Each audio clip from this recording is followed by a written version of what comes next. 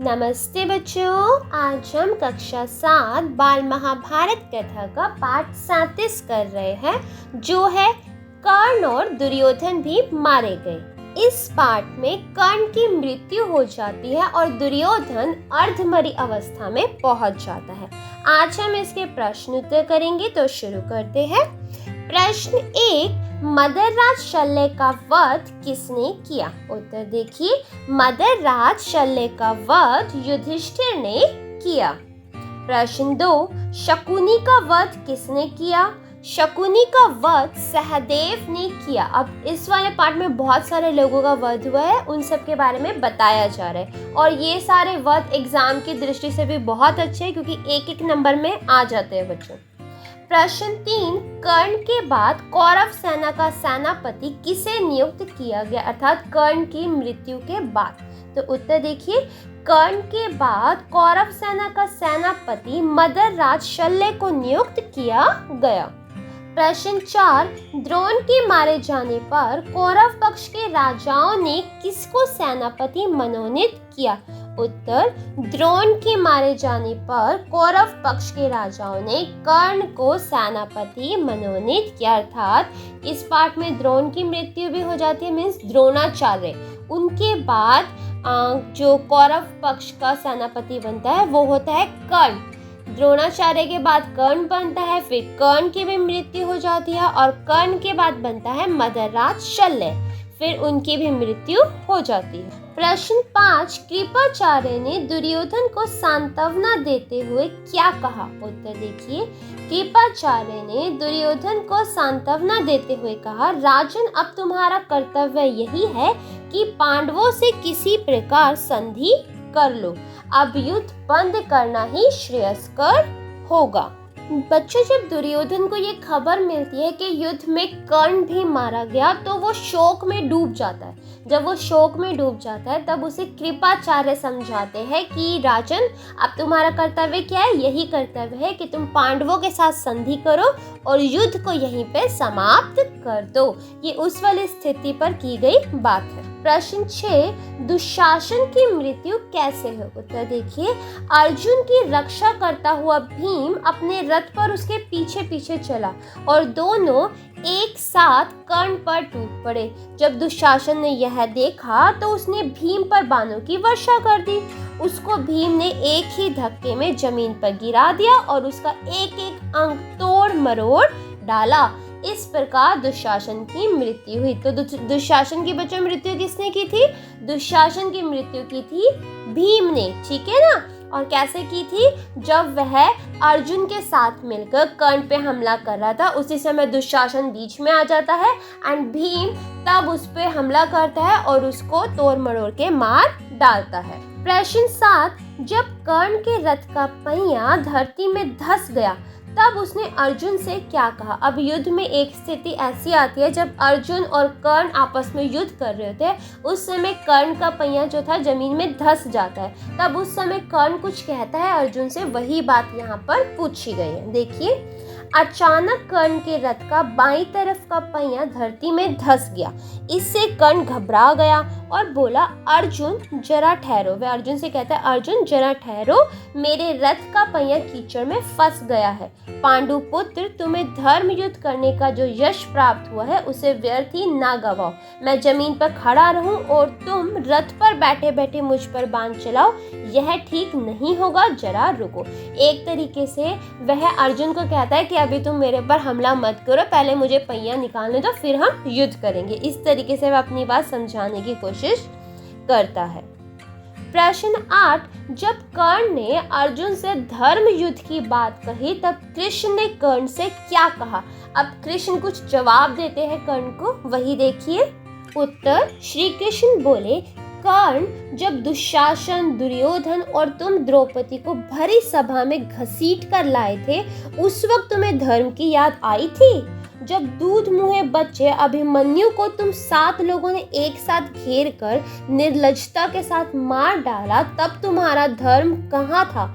और आज जब मुसीबत सामने खड़ी दिखाई दे रही है तो तुमको धर्म याद आ रहा है। इस तरीके से श्री कृष्ण कर्ण को फटकार लगाते, क्योंकि देखो जब उसकी जान पर आई कर्ण की तो वो धर्म को याद करने लगे, है ना। अर्जुन को बता रहा था कि ये धर्म नहीं है कि मुझ निहत्थे पे तुम हथियार चलाओ। लेकिन जब उन्होंने द्रौपदी के साथ बुरा किया था, एक अबला नारी को घसीट कर लाए थे सभा में, उसके वस्त्र हरण किए थे, तब वह लोग धर्म भूल गए थे। एंड इसी प्रकार इन्होंने अभिमन्यु को 7 लोगों ने घेर कर मारा, अकेले पूरी की पूरी सेना में वो बेचारा बच्चा अकेला था और उसको अकेले घेर के मारा।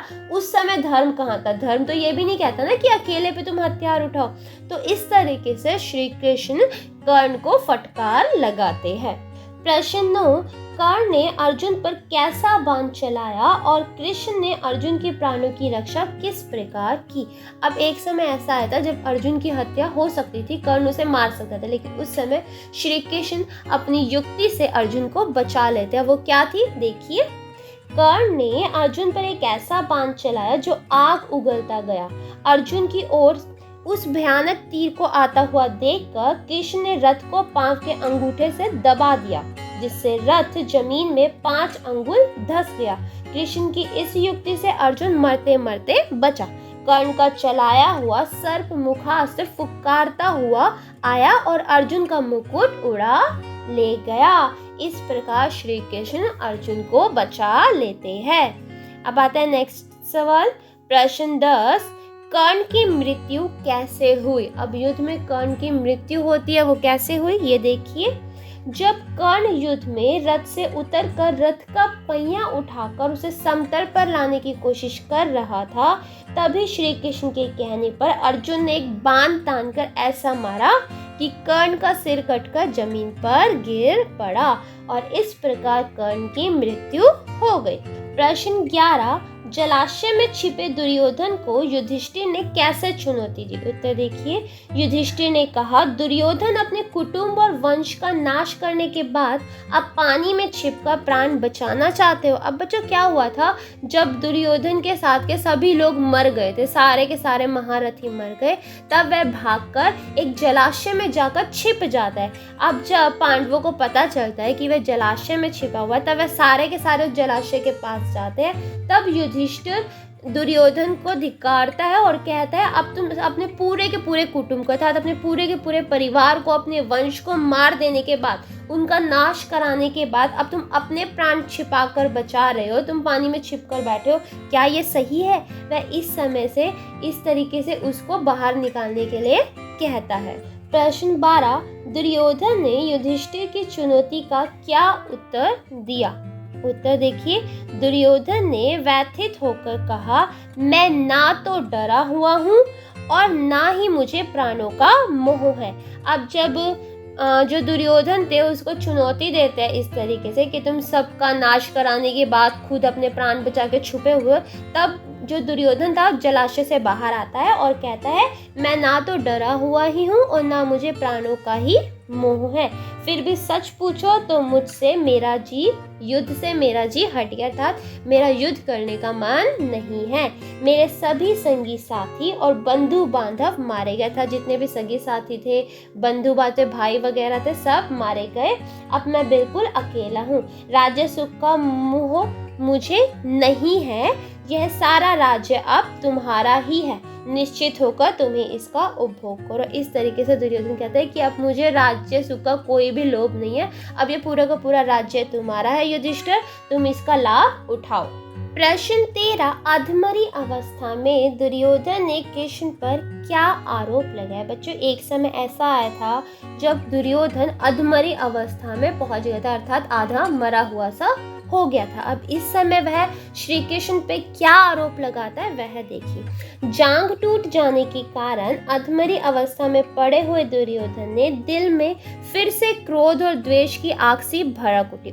उसके दिल में क्या होता है, फिर से क्रोध आ जाता है और द्वेष आ जाता है। वह चिल्लाकर बोला, कृष्ण, धर्म युद्ध करने वाले हमारे पक्ष के सारे यशस्वी महारथियों को तुमने ही कुचक्र रचकर मरवा डाला है। वह कहता है, श्री कृष्ण, तुम्हारे ही कारण हमारे सारे महारथी जो किसी से नहीं हार सकते थे वह मारे गए। यदि तुमने कुचक्र ना रचा होता तो कर्ण, भीष्म, द्रोण भला समर में प्राप्त होने वाले थे। वे कहते हैं ये लोग तो परास्त हो ही नहीं सकते थे तथा अर्थात हार ही नहीं सकते थे, लेकिन तुम्हारे कुचक्र के कारण ये सारे के सारे मारे गए।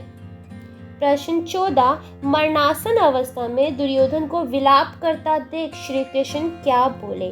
अब जब मरने वाली अवस्था में दुर्योधन इस तरीके की बातें कर रहा था, श्री कृष्ण पे आरोप लगा रहा था, तब श्री कृष्ण उसे जवाब देते हैं, वह देख। मरणासन अवस्था में दुर्योधन को विलाप करता देख श्री कृष्ण बोले, दुर्योधन तुम अपने ही किए कर्मों का फल पा रहे हो, अर्थात जैसे तुमने कर्म किए हैं वैसा ही फल भोग रहे हो। तुम यह क्यों नहीं समझते और उसका पश्चाताप करते। मैं कहता है कि तुम इस बात को क्यों नहीं समझ रहे हो, उसका पश्चाताप कर रहे हो। अपने अपराध के लिए दूसरों को दोष देना बेकार है। वे कहते हैं तुम अपने अपराधों का दोष मेरे सर मत मढ़ो, क्योंकि तुम्हारे नाश का कारण मैं नहीं हूँ। लालच में पड़कर तुमने जो महापाप किया था उसी का यह फल तुम्हें भुगतना पड़ रहा है। देखो श्री कृष्ण ने सच्ची तो कहा है, अगर जो दुर्योधन था वह शांति से पांडवों को आधा राज्य दे देता तो ऐसा युद्ध होता ही नहीं, लेकिन दुर्योधन के मन में क्या था, लालच था और उनके प्रति चिड़न थी, जिसके कारण उसने युद्ध किया और जिसका नतीजा यह निकला कि सब मारे गए और इसकी भी अवस्था मरने वाली हो रही थी। प्रश्न 15, दुर्योधन ने किससे गदा युद्ध किया और उसका परिणाम क्या हुआ। उत्तर देखिए, दुर्योधन जलाशय से बाहर निकल आया और उसने भीम से गदा युद्ध करने की इच्छा प्रकट की। भीम भी राजी हो गया, दोनों में गदा युद्ध शुरू हो गया। इस तरह बड़ी देर तक युद्ध जारी रहा। श्री कृष्ण ने इशारों में ही अर्जुन को बताया कि भीम दुर्योधन की जांघ पर गदा मारेगा तो जीत जाएगा, क्योंकि सिर्फ दुर्योधन का जांघ का हिस्सा था जो कमजोर था बच्चों, ठीक है, सिर्फ वही मारकर भीम जीत सकता था। भीम ने श्री कृष्ण का यह इशारा तुरंत भांप लिया और अचानक दुर्योधन पर झपट पड़ा। उसकी जांघ पर जोर से गदा का प्रहार किया और जांघ टूट जाने के कारण दुर्योधन अधमरी अवस्था में ही हो गया, मतलब अधमरी अवस्था में पहुंच गया, उसकी हालत खराब हो गई। चलो बच्चों, आपको एक और चीज बताती हूँ। जो दुर्योधन था ना, उसकी माता का नाम क्या था, गांधारी। आपको पता होगा कि गांधारी ने अपनी आंखों पे पट्टी बांध रखी थी, जीवन भर उसने बांधी रखी, जिसके कारण उसकी आंखों में एक ऐसी शक्ति आ गई थी कि जिस दिन वो अपनी आंखों की पट्टी खोलेगी और जो भी उसके सामने होगा वह वज्र के समान हो जाएगा। तो युद्ध में जब दुर्योधन जा रहा था तब उसकी माता उसे कहती है, गांधारी कहती है, एक बार तुम मेरे पास आना और बिल्कुल निर्वस्त्र, बिना वस्त्रों के, कि तुम्हारे शरीर पे एक भी वस्त्र नहीं होगा, क्योंकि वह जहां जहां देखती वो पूरा हिस्सा कैसा हो जाता, पूरा वज्र का। लेकिन जब दुर्योधन बिल्कुल नग्न अवस्था में उसके पास जा रहा था, अपनी माँ के पास जा रहा था, तब बीच में श्री कृष्ण मिल जाते हैं और वहां वे कहते हैं कि तुम ऐसे बिल्कुल नंगे जाओगे तो अच्छा लगेगा, तुम्हारी माँ पहली बार देखेगी। तो वो सिर्फ अपना चड्डी सी पहन लेता है, अपने शरीर को थोड़ा सा छुपा लेता है, ठीक है, और उनके पास सामने चला जाता है, जिसके कारण उसका पूरा शरीर तो वज्र का हो जाता है, सिर्फ जो अंदरूनी पार्ट होते हैं वह उसके नाजुक रह जाते हैं, जिसके कारण जब भीम उसकी जांघ पर गदा मारता है तो वह टूट जाती है, इसी कारण उसकी मृत्यु होती है। तो बच्चों, ये थे हमारे प्रश्न उत्तर। उम्मीद है आप सबको समझ आए होंगे। फिर भी कोई डाउट हो आप कमेंट बॉक्स में पूछ सकते हैं। अगर वीडियो पसंद आई हो तो लाइक करना और चैनल को सब्सक्राइब करना मत भूलना। धन्यवाद।